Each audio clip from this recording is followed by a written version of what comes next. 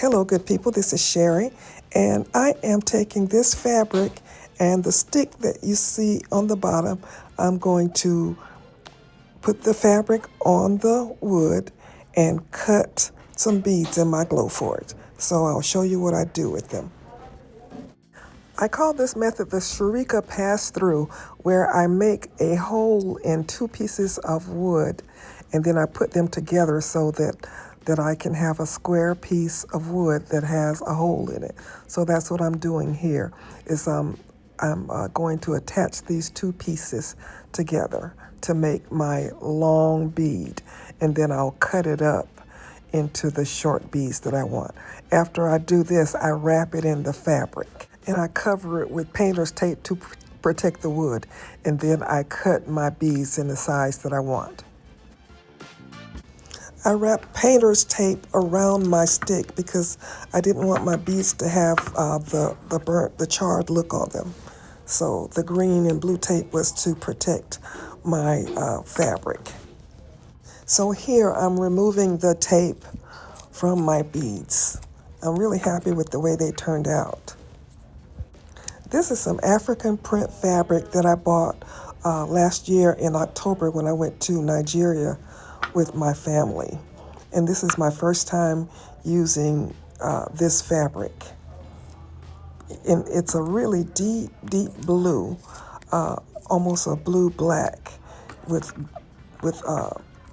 cream color, and then a little blue in the design.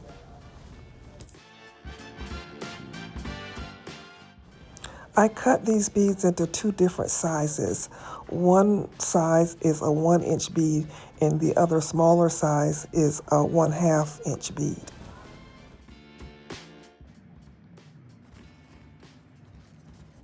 Now I'll sand both sides of each bead to remove the char from the cutting. If you like what you see so far in this video, please give me a like.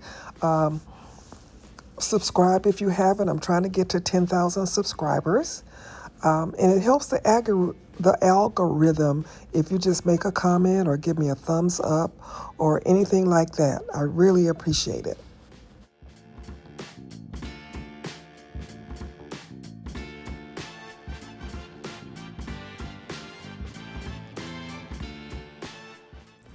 The next step is to paint both ends.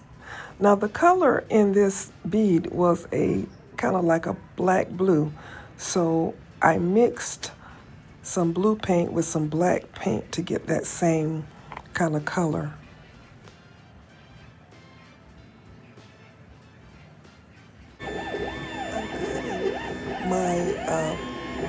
My focal bead, and I decided to cut an addendra symbol in it. This is the symbol that means only God.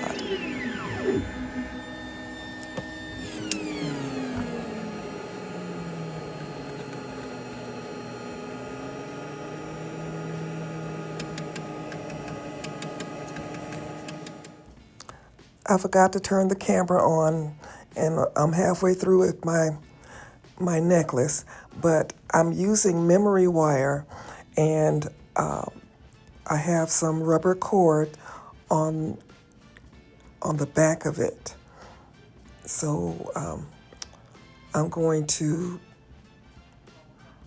wire wrap my focal bead and put it on, and then do the other half of the necklace. I'm making a loop that I'm going to use to attach my focal bead. So first I'll make this, I'll wire wrap this loop, and once I get it wrapped, then I will attach it to the focal bead and then slide the bead onto my necklace. If you're new here, I'm Sherry, owner and designer for Sherika Originals Handcrafted Gifts, where we help you create jewelry for those who are deliberately different. We're also the creators of the Hobby to Hustle course, where we help you learn to make money with your business. We invite you to join our community and help each other level up.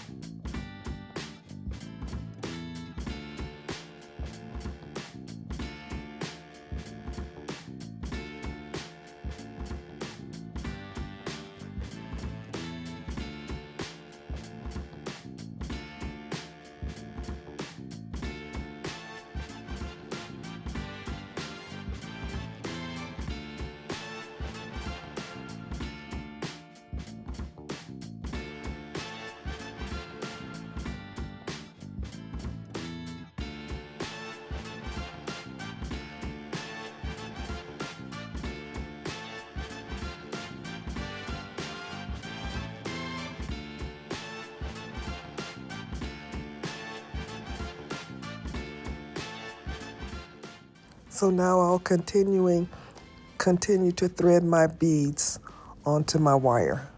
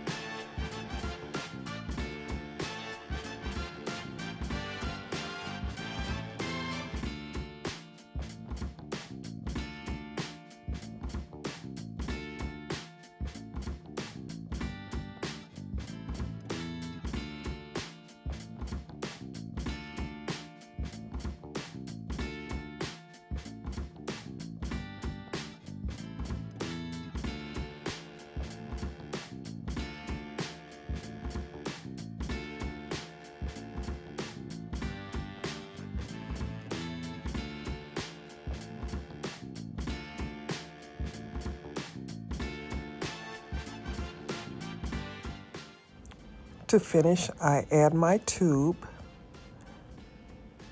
and then once I get my tube on, I'll put my stopper bead and then close off my wire.